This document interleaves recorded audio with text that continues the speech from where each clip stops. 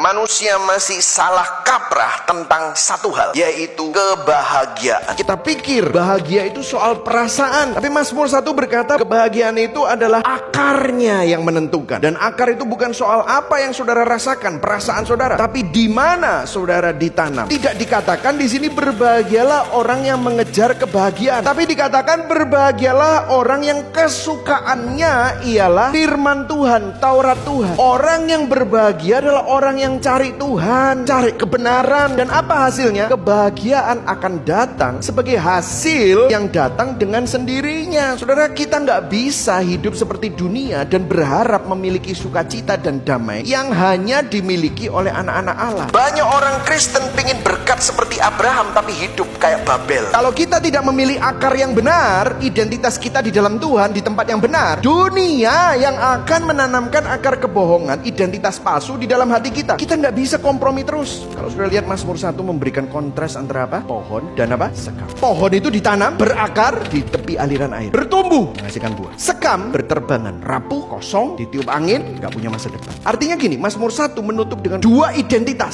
Sekam terlihat ringan, bebas, cepat, tapi kosong, rapuh, nggak ada isi. Pohon mungkin lambat, tapi kokoh, berbuah dan hidup. Pertanyaannya bukan kamu punya buah atau tidak, tapi kamu berakar kuat atau terbang diombang-ambingkan oleh keadaan. Kalau mau jujur, kenyataannya kita semua lebih sering hidup seperti sekam. Kita mudah goyah, kita mudah panik, gampang kecewa. Karena apa? Akar kita, identitas kita sering bukan pada Tuhan, sering bukan pada kebenaran Injil, tapi pada performa, pada pengakuan, pada pencapaian. Kita cari kebahagiaan pada hal-hal yang fana, keinginan terus-menerus untuk jadi yang paling hebat, paling benar, paling layak dihargai. Itu kenyataan bahwa kita semua lebih sering hidup seperti sekam. Kita semua butuh pertolongan Tuhan. Kita semua butuh ditanam kembali di tepi aliran air yang benar, bukan di lapangan performa, tapi di tanah kasih karunia. Hanya di situ kebahagiaan sejati. Injil tidak berkata berusahalah jadi pohon yang kuat, kamu akan diberkati. Tapi Injil berkata begini, perhatikan, this is the gospel connection. Ada seseorang yang pernah jadi seperti sekam, dibuang, supaya kita yang sekam ini, yang seharusnya dibuang, bisa tertanam sebagai pohon. Dialah Yesus Kristus. Di kayu salib, Yesus Kristus anak Allah yang kudus dan benar, dihantam penuh oleh murka Allah, diperlakukan seperti sekam busuk yang dibakar dan dibuang. Dia bukan sekam, tapi rela jadi sekam, supaya saudara dan saya yang memang sekam bisa dilahirbarukan. Salib yang seharusnya jadi tempat penghukuman saudara dan saya, menjadi tempat Yesus dicabut